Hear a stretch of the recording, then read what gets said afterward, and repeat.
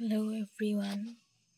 আজি মই আপোনালোকক কেইটামান অসম বুৰঞ্জীৰ কুৱেশ্যন এনসাৰ পঢ়াবলৈ ওলাইছো।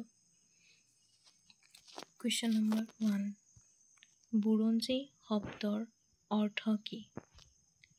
এনসাৰ, নজনা কথাৰ ভঁৰাল।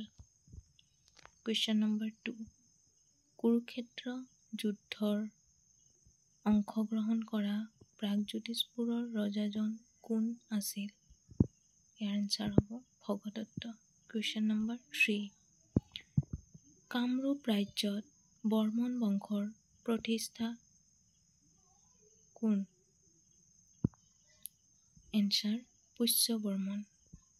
কুৱেশ্যন নম্বৰ 4, পুৰণি কামৰূপৰ 4টা ভাগ কি কি?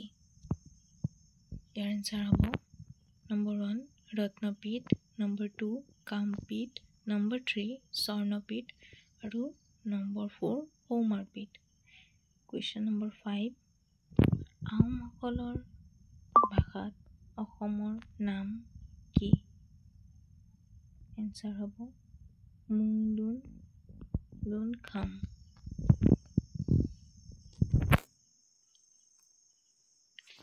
এতিয়া আমি আগবাঢ়িছো কুৱেশ্যন নম্বৰ 6লৈ। কুৱেশ্যন নম্বৰ 6, আহোম ৰাজ্যৰ প্ৰতিষ্ঠা কোনে কৰিছিল?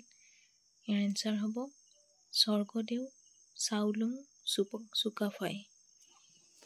কুৱেশ্যন নম্বৰ 7, আহোমৰ প্ৰথম ৰাজধানী কি? এনসাৰ হ'ব চৰাইদেউ। কুৱেশ্যন নম্বৰ 8, আহোমসকলৰ শ্ৰেষ্ঠ ৰজা কোন আছিল? এনসাৰ হ'ব স্বৰ্গদেউ ৰুদ্ৰসিংহ। কুৱেশ্যন নম্বৰ 9, আহোমৰ শেষ ৰজাজন কোন আছিল? ইয়াৰ এনসাৰ হ'ব চন্দ্ৰকান্ত সিংহ। কুৱেশ্যন নম্বৰ 10, পিতৃক হত্যা কৰি ৰাজপাটত বহা আহোম ৰজাজন কোন আছিল?